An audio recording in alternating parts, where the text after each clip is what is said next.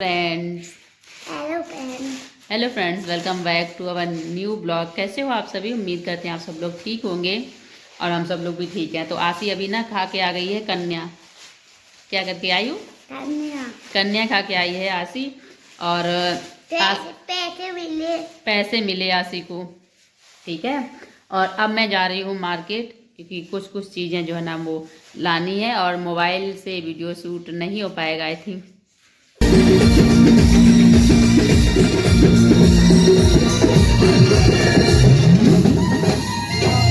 मैं गई थी मार्केट और मार्केट से मैं क्या क्या लेके आई हूँ ये चीज़ें मैं आपको दिखा देती हूँ, उसके बाद वीडियो बनेगा आगे।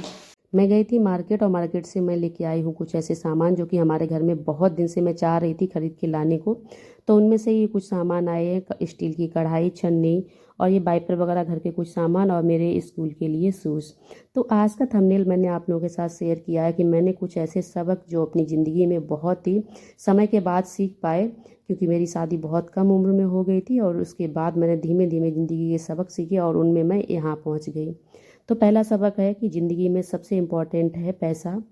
यदि हम ये कहें कि पैसा सब कुछ है, पैसा सब कुछ तो नहीं है, लेकिन पैसा जो है ना वो बहुत कुछ है। यानी कि यदि भगवान के बाद कुछ आता है तो वो पैसा ही आता है, क्योंकि बुरे वक्त में आपके दो ही लोग काम आते हैं, एक भगवान और दूसरे पैसा। इसलिए आप भगवान पे विश्वास रखिए और पैसा आपके पास होना चाहिए और उसे कमाने के लिए आप अपनी स्किल्स का प्रयोग कर सकते हो।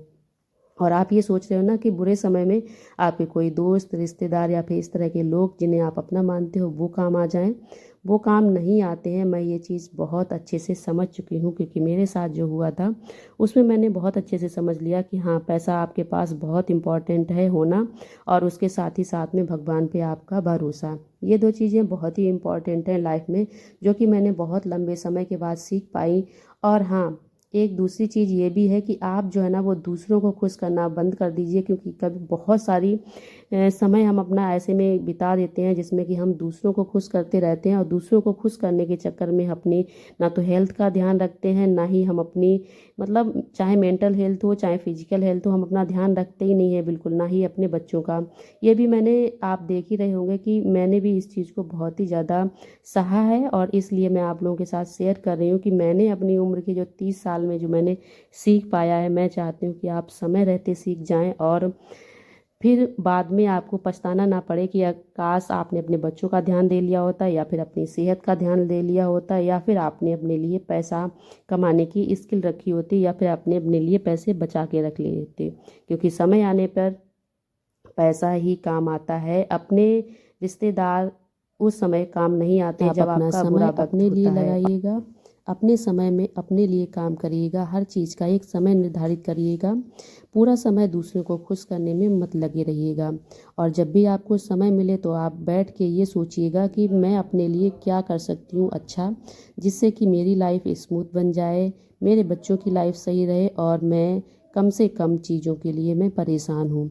क्योंकि जब हम थोड़ी देर बैठ के सोचते हैं तो हमें कभी कभी छोटी सी टाइम में ही बड़ी बड़ी समस्याओं के समाधान मिल जाते हैं, और जब हम इसी तरह से रेगुलर गधे की तरह काम करते ही रहते हैं तो हम सोच ही नहीं पाते हैं। इसलिए यदि आप कुछ अच्छा करना चाहते हो तो सबसे पहले अपने लिए टाइम निकाल के ये सोचो कि मैं इस चीज़ को किस और तरीके से कर सकती हूँ, जिससे कि मेरा समय भी बच जाए और उसके अलावा मुझे बहुत ज़्यादा परेशान ना होना पड़े।